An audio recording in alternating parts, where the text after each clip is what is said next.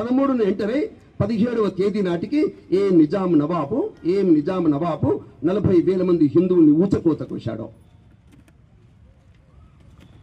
కోట్లాది మంది హిందువులు తలలు వంచి బానిసలే జీవిస్తున్నారు. అట్లాంటి చోట హోంమంత్రి సర్దార్ వల్లభాయ్ పటేల్ హైదరాబాద్ విమానాశ్రయంలో దిగితే తన జీవితంలో సలాం లేకుని తప్ప చేతులెత్తి ముకులిత హస్తాలతో నమస్కారం చేయనటువంటి నిజాం నవాబు చేత నమస్కారం చేయించి ఈ గడ్డ మీద 3 రంగుల జెండా ఎగరేసిన సర్దార్ వల్లభాయ్ పటేల్ యొక్క దూరదృష్టి ద్రష్ట మనకు కనిపిస్తాయి. ఇవన్నీ నేను ఎందుకు చెప్తున్నాను అంటే ఈ ప్రాంతాన్ని 224 సంవత్సరాలు, ఈ దేశాన్ని 250 సంవత్సరాలు ఆంగ్లేయులు, 800 సంవత్సరాలు మొఘలులు, ఈ విధంగా దేశంలో 1200 సంవత్సరాలు విదేశీయుల యొక్క పరిపాలన నుంచి బయటికి నెట్టేసినటువంటి హిందూ జ్వాల, హిందూ సంఘటన దేశంలో మనకు కనిపిస్తుంది.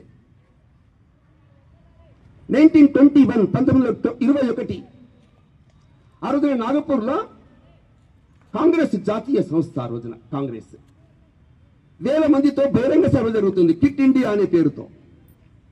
ఆంగ్లేయులు ఈ దేశం వదిలిపెట్టి వెళ్ళిపోవాలి, ఇది నినాదం. వేల మంది సభలో కూర్చున్నారు.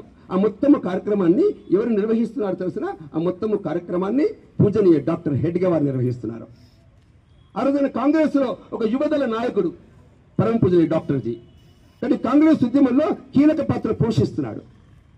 కానీ మీకు తెలుసునా, ఆ సభలో వేల మంది సభలో ఒక చిన్న కప్ప కారణంగా, కప్ప వచ్చిందనేటువంటి ఒక చిన్న ధోరణి కారణంగా, మాట కారణంగా వేలాది మంది ప్రజలు హిందువులు పారిపోతున్నారు.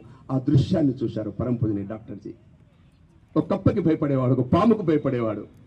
అసలు కప్పను చూడలేదు, కేవలం విన్నంత మాత్రమే భయపడేటువంటి ఈ హిందువులు, వేలాది మంది హిందువులు కూర్చుని క్విట్ ఇండియా అంటే దేశానికి స్వాతంత్రం రావచ్చు, కానీ వచ్చిన స్వాతంత్రాన్ని నిలుపుకోగలమా అని ప్రశ్నించుకున్నాడు.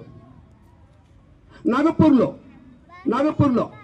మన యొక్క కార్యక్రమము, దేవి నవరాత్రులు, ఇక్కడ గణపతి ఉత్సవాలు, ఇక్కడ ఇంకేదైనా శోభయాత్రలు జరుగుతుంటే ఆ మసీదు ముందు నుంచి పోతుంటే రాళ్లు వేసిన క్షణాన అందరూ పారిపోతుంటే ఆశ్చర్యపోయారు.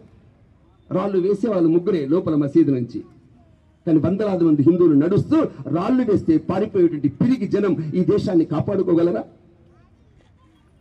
కానీ దేశము కోట్లాది మంది, 40 కోట్ల మంది ప్రజలు ఉన్నారు.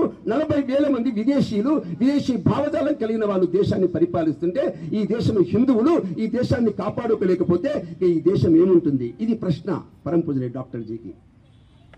అందుకే తాను 1921లో ఆ ఎదురుగా ఉండేటువంటి కాంగ్రెస్ ఉద్యమము, ఆ తర్వాత తాను డాక్టర్ చదవడానికి కలకత్తా వెళ్ళినప్పుడు కలకత్తాలో ఉండే విప్లవకారులతో సంబంధాలు ఏర్పడ్డాయి.